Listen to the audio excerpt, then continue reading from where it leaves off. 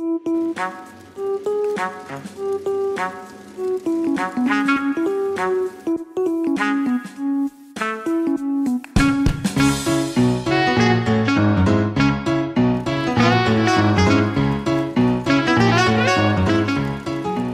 tour, c'était Alpes et Pyrénées. Et puis ils se sont dit, mais il n'y a pas que ces massifs montagneux. Il y a quand même le massif central, la traversée du Puy-de-Dôme et de l'Auvergne, nous permet d'avoir un terrain où il peut y avoir de belles luttes, de belles étapes. Et donc il a commencé en 51, en venant de Limoges, l'arrivée était à Clermont avec le passage de 3 cols. C'était des cols mineurs en comparaison des Pyrénées et des Alpes, mais c'était quand même assez dur. Et puis j'étais chez moi. Alors évidemment, chez moi, c'était une force décuplée.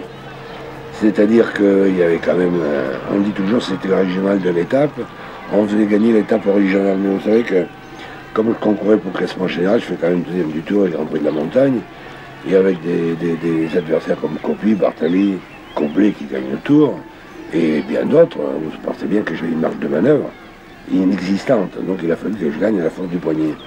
Mais je vous dis, j'étais survolté parce qu'il y avait énormément de monde. Et puis la première fois qu'on arrivait dans le Puy-de-Dôme, je voulais quand même faire voir que j'étais quand même un leader de l'équipe de France et que je voulais te mettre chez moi.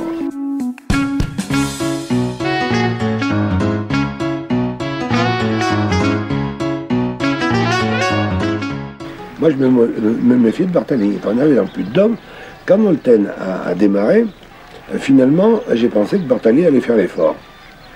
Et quand j'ai vu que Bartali ne faisait pas l'effort sur Nolten, j'en ai déduit qu'il était lui-même fatigué. Alors, j'ai attaqué, j'ai lâché Bartali, mais je suis venu sur Nolten, et là j'ai payé mes efforts. Ce qui fait qu'on est restés tous les deux, Bartali et moi, on est restés arrêtés pratiquement. Et de derrière, Coppi qui a été... ouais, il avait gagné le Tour d'Italie en 52. Il avait été souverain dans le Tour de France 52. Il est venu, il a passé Bartali, il m'a passé moi, et il a passé Nolten à 500 mètres de la ligne, et il a gagné l'étape du Puy-de-Dôme. C'est pour ça que je me suis rattrapé en 64. Vous voyez, en tant que directeur sportif, j'ai eu une meilleure joie, parce que bien que Poulidor ait battu Anquetil, on a retenu que la lutte entre Anquetil et Poulidor dans le cadre du classement général. Vous comprenez ? Raphaël Gimignani est un des derniers seigneurs de la route. Légende vivante du cyclisme, il a fait de la région clermontoise un des hauts lieux du Tour de France.